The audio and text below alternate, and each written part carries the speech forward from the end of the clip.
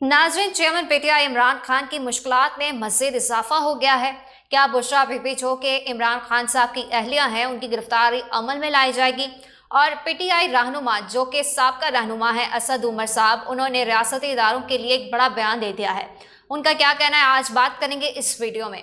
अस्सलाम वालेकुम नाज़रीन, मैं हूं अस्मा गुल और आप देख रहे हैं ऑफिशियल यूट्यूब चैनल अस्मा गुल खान। नाज़रीन, सबसे पहले तो बात करेंगे असद उमर के, जो कि पीटीआई के साबका रहनुमा और बड़े सीनियर रहनुमा थे और इमरान खान के बड़े करीबी साथी थे। वफादारी भी इन्होंने निभाई, लेकिन उनके ऊपर जब मुश्किलात आई तो शायद लोगों के मुताबिक, पीटीआई कारकुनान के मुताबिक, उन्होंने वफादारी नहीं निभाई। जबकि वफादारी तो ये कह सकते हैं कि अगर पीटीआई को उन्होंने खैराबाद कह दिया है तो वो किसी और को, पार्टी को ज्वाइन ना करें, बल्कि सियासत को ही खैराबाद कहते हैं। ये वफादारी के ही ज़मरे में आता है।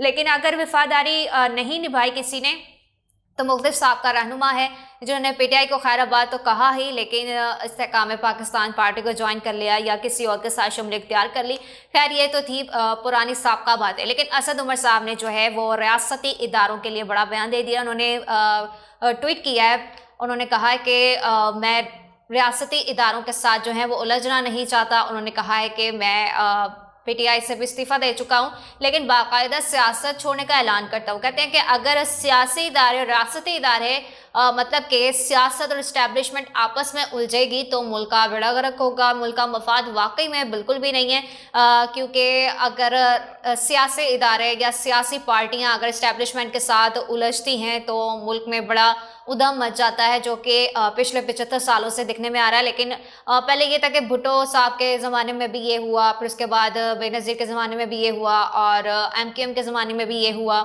और अब देखा जाए तो पीटीआई के ज़माने में भी ये हो रहा है कि जिस जिस पार्टी की मकबूलियत पहुंची है, जो जो इस्टेब्लिशमेंट से उलझा है और जो भी मामलात सामने हैं, तो उसकी वजह से जो है मुल्क पर काफ़ी ज़्यादा गहरा असर पड़ता है और अब जो है वो काफ़ी ज़्यादा गहरा असर पड़ रहा है।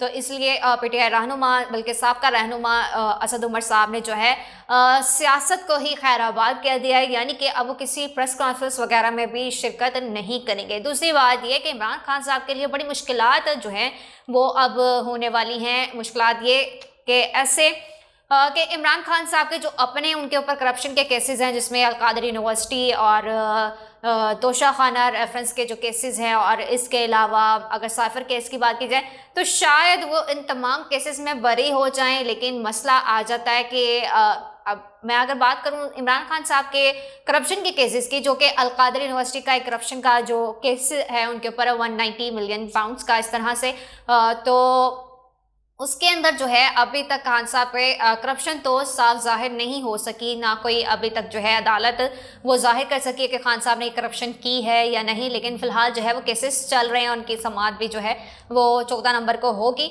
लेकिन अगर बात की जाए कि फराह शहजादी, जो कि इमरान खान की जो अहलियाँ हैं, मौजूदा अहलियाँ बुशरा बीबी, उनकी काफ़ी गहरी दोस्त हैं फराह शहजादी, और जो है उनकी करप्शन के केसेस जो हैं वो काफ़ी ज़्यादा सामने आए हैं। अच्छा, इमरान खान साहब जो हैं अपने करप्शन केसेस की वजह से नहीं फंसे, वो हमेशा फंसे हैं, तो वो दूसरों के करप्शन केसेस की वजह से फंसे हैं। तो उनमें से एक ये भी है कि फराह गोगी के नाम से भी बड़े मशहूर हैं, जिसके ऊपर जो है लोग तनकीद करते हैं, स्पेशली नून लीग के जो रहनुमा हैं वो तनकीद करते हैं। तो उनके बड़े केसेस सामने आए हैं दोबारा से, और जो है वो करप्शन के केसेस उनके ऊपर दोबारा से दायर कर दिए गए हैं, जिसके ऊपर अता तारड़ साहब, जो कि नून लीगी रहनुमा है, उन्होंने भी प्रेस कॉन्फ्रेंस की है, और नून लीगी रहनुमा हैं उन्होंने एक बार फिर जो है वो फराह शहजादी साहब को है वो तनकीद का निशाना बनाना शुरू कर दिया है। लेकिन अगर बात की जाए बुशरा बीबी की, जो कि इमरान खान साहब की अहलिया है, तो बुशरा बीबी जो है एज ए गवाह के तौर पर वो करप्शन के केसेस में वो बुलाई जाती हैं। लेकिन अब वो एज ए गवाह के तौर पर वो गवाह से मुलजिम के तौर पर हो सकती हैं, और उनके जल्द जो है वो गिरफ्तारी के वारंट जारी हो सकते हैं, उनकी गिरफ्तारी अमल में लाई जा सकती है। तो आप ये कह सकते हैं कि जो उनकी अहलियाँ हैं इमरान खान साहब की, उनको भी शायद अडयाला जेल जो है उनके हस्बैंड के पास, यानी इमरान खान साहब के पास जो है वो भेज दिया जाए, और इसके पीछे भी बड़े मामलात हैं।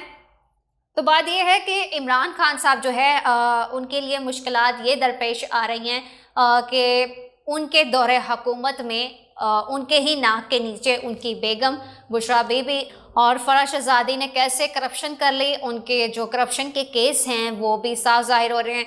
और गुजरांवाला की अगर बात की जाए तो गुजरांवाला की हाउसिंग सोसाइटी में भी जो है वो जो फ़राह शहज़ादी साहिबा हैं उनकी करप्शन के केसेस वहाँ पे भी सामने आते हैं।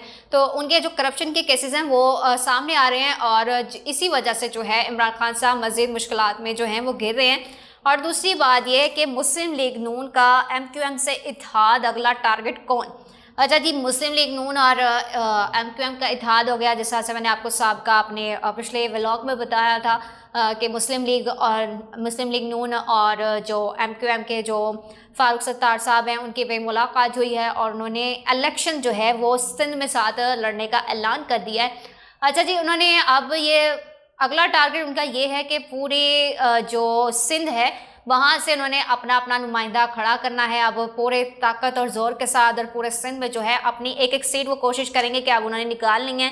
प्लानिंग उनकी इस तरह से हो रही है कि पीपल्स पार्टी को जो है वहाँ पे जो है नामो निशान उन्हें देना चाहिए, क्योंकि नून लीग का ये कहना है कि हमेशा जो पीपल्स पार्टी, और ये देखा भी जाए तो पीपल्स पार्टी हमेशा सिंध में रही है और लेकिन फिर भी सिंध की अगर हालत देखे जाए तो वो पीपल्स पार्टी का गढ़ होने के बावजूद और पीपल्स पार्टी के जो रहनुमा हैं और जो चेयरमैन हैं, जो सदर हैं, उनके उधर ही घर मौजूद है। अपने मतलब उनकी उधर ही पैदाइश है, वो वहाँ के ही पैदाइश हैं और वही उनके साबका शहर हैं, लेकिन अब कराची में वो रहाइश पजीर हैं। बहरहाल उनके होने के बावजूद भी है सिंध की हालत पंजाब और KP के से काफ़ी ज़्यादा अबतर है, वहाँ पर गुर्बत काफ़ी ज़्यादा है। तो नून लीग का ये कहना है कि हमेशा जो है पीपल्स पार्टी की वहाँ से सदारत रही है और वज़ीर आज़म भी जो है वहाँ का वज़ीर आला सिंध वो हमेशा पीपल्स पार्टी का रहा है। तो नून लीग अब ये चाहती है कि वज़ीर आला सिंध जो है अगले इलेक्शन में वो नून लीग का हो, ना कि पीपल्स पार्टी का हो। तो ये बड़ी बात ये है, नून लीग की जानिब से उन्होंने प्लानिंग अपनी जो है वो इस तरह से MQM के साथ मिलकर ये कर रहे हैं। और दूसरी बात ये कि नवाज शरीफ साहब जो है मुस्लिम लीग नून के चेयरमैन के लिए भी बड़ी बातें सुनने में आ रही हैं कि उनके एस्टैब्लिशमेंट के साथ जो है मामला तय तो पा चुके हैं, ये सबको नज़र आ रहा है।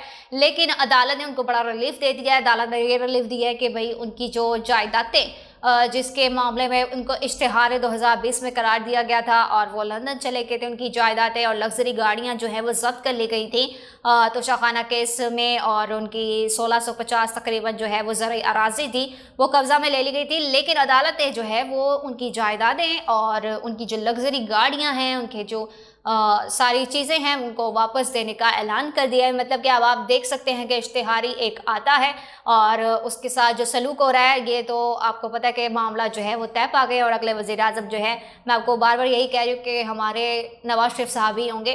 तो उम्मीद है कि आज की जो खबरें हैं आप सुन के थोड़ा सा चौंके भी होंगे बीच में, और आपकी वीडियो ज़रूर पसंद आई होगी। मिलेंगे एक नई वीडियो के साथ, तब तक के लिए दीजिए इजाज़त। अल्लाह हाफ़िज़।